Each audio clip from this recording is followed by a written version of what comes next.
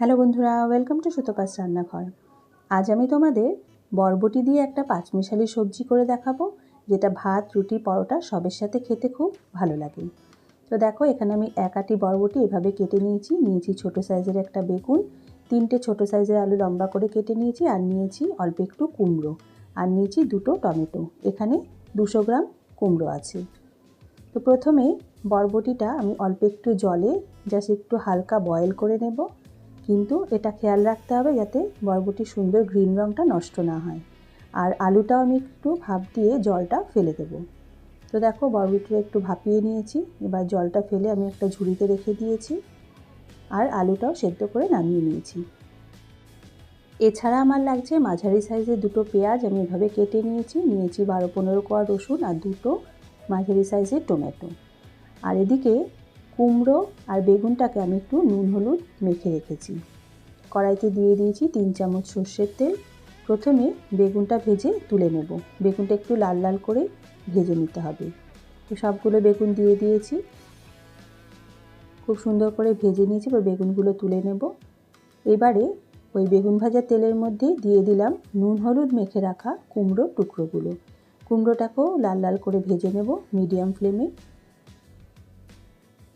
এই তরকারিটা তোমরা ভাত, রুটি, পরোটা যেটা দিয়ে খাবে অত্যন্ত সুস্বাদু হয়। একবার অন্তত বানিয়ে দেখার অনুরোধ রইল। বরবটি তোমরা অনেকেই খেয়েছো, কিন্তু এভাবে একবার বানিয়ে খেয়ে দেখো, আশা করি তোমাদের সকলের ভালো লাগবে। কুমড়োটা হালকা একটু ভেজে নিয়ে ভাপিয়ে রাখা আলুটাও দিয়ে দিলাম।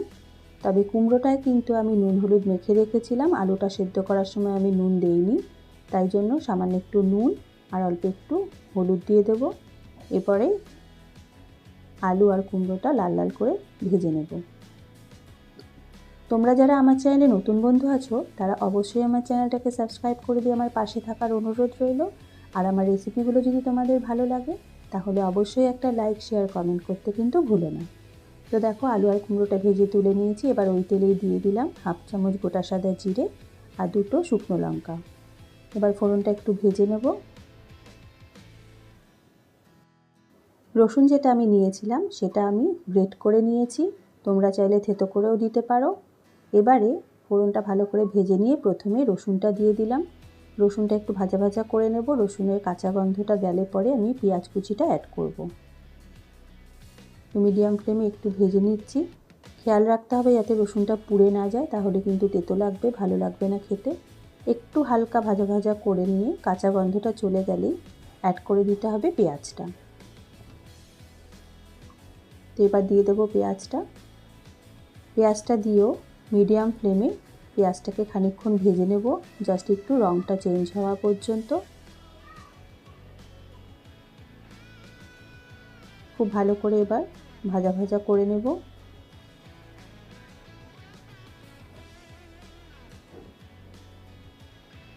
খুব আঁচ বাড়িয়ে কিন্তু এটা ভাজা যাবে না, তাহলে রসুনটা আরও পুড়ে যাবে এবং পেঁয়াজটাও ডার্ক হয়ে ভাজা হয়ে যাবে, সেটা আমি চাইছি না। তো কম ফ্লেমেই এটা ভেজে নিতে হবে একটু সময় নিয়ে। একটু ভাজা ভাজা হলে পরে তারপরে আমি দিয়ে দেব ভেজে রাখা সবজিগুলো। আলু, কুমড়ো আর বেগুনটা দিয়ে দিলাম। দিয়ে এবার খুব ভালো করে মিশিয়ে নেব। তারপরে আমি বাকি মশলাগুলো একে একে অ্যাড করব। তোমরা যারা নতুন বন্ধু হয়ে আসো, চাও আমি তোমাদের পাশে থাকি, তোমরা হঠাৎ করে মাঝে মাঝে গিয়ে দেখি আবার আনসাবস্ক্রাইব করে চলে যাও। তবে আমি যাকে একবার সাবস্ক্রাইব করি, আমি কিন্তু আনসাবস্ক্রাইব করি না। যাই হোক, সেটা তোমাদের ইচ্ছে, তোমরা যেটা ভালো মনে হয় করো। তো এবার একটুখানি নেড়ে নিয়ে সেদ্ধ করে রাখা বরবটিটা অ্যাড করে দিলাম। তো দেখো, রঙটা কিন্তু খুব সুন্দর সবুজ রঙ আছে। এই রকম রঙটা যাতে বজায় থাকে সেইভাবে সেদ্ধটা করবে। খুব বেশি সেদ্ধ করলে কিন্তু রঙটা চলে যায়, ফ্যাকাশে হয়ে যায়। তো খুব ভালো করে মিশিয়ে নিয়ে এবার কিছু গুঁড়ো মশলা অ্যাড করব।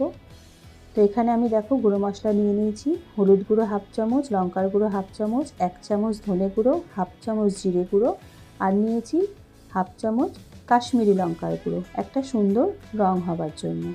এবার সবগুলো মশলা দিয়ে আঁচটা একদম কমিয়ে নিয়েছি যাতে মশলাটা পুড়ে না যায়। খুব ভালো করে একবার মিশিয়ে নেব মশলাটা। তারপরে যে প্লেটে আমি মশলাগুলো রেখেছিলাম সেই প্লেটটাই ধুয়ে অল্প একটু জল মেশাবো, একদমই সামান্য। দেখো এইটুকু জল মিশিয়ে দিলাম। এবার খুব ভালো করে ঢাকা দিয়ে দিয়ে মশলাটা কষিয়ে নেব। এখানে এক্সট্রা কোনো জল আমি গ্রেভির জন্য দেব না। এই শুকনো শুকনো তরকারিটাই খেতে কিন্তু অপূর্ব লাগে। তোমরা অবশ্যই একবার ট্রাই করে দেখো, দেখবে তোমাদের খুবই ভালো লাগবে। মশলাটা খুব ভালো করে মিশিয়ে নিলাম। এবার অল্প আঁচে রান্নাটা কিন্তু করতে হবে, একটু সময় নিয়ে। আর কোনো জল দেওয়ার দরকার নেই।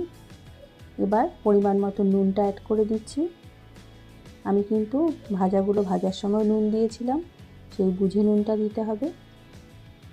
এবার নুনটা অ্যাড করে একটু ভালো করে নেড়ে নেব। তারপরে দিয়ে দেব টমেটোর কুচিটা। এখানে আমি দুটো ছোটো সাইজের টমেটো নিয়েছি। এবার খুব ভালো করে মিশিয়ে একটু ঢাকা দিয়ে দেব। তো দেখো ঢাকা দিয়ে দিচ্ছি আর আঁচটা একদম কমিয়ে 5-7 মিনিট রান্না হতে দেব। 5-7 মিনিট পরে ফিরে এলাম। তো দেখো সবজিগুলো কিন্তু মজেও গেছে। আর এখানে আবার অ্যাড করে দিচ্ছি হাফ চামচ, আমি দিয়েছি এখানে গোলমরিচ গুঁড়ো, হাফ চামচ দিয়েছি গরম মশলার গুঁড়ো, আর দিয়েছি 1 চামচ চিনি। চিনিটা দিয়েছি ব্যালেন্সের জন্য, তোমরা চাইলে স্কিপ করতে পারো, তবে দিলে খেতে ভালো লাগবে। এবার সব দিয়ে আবারও একটু মিশিয়ে নিচ্ছি ভালো করে। এরপরে ঢাকা দিয়ে আরও 10 মিনিট রেখে গ্যাসটা বন্ধ করে দেবো। তারপরে আমি নামিয়ে সার্ভ করব।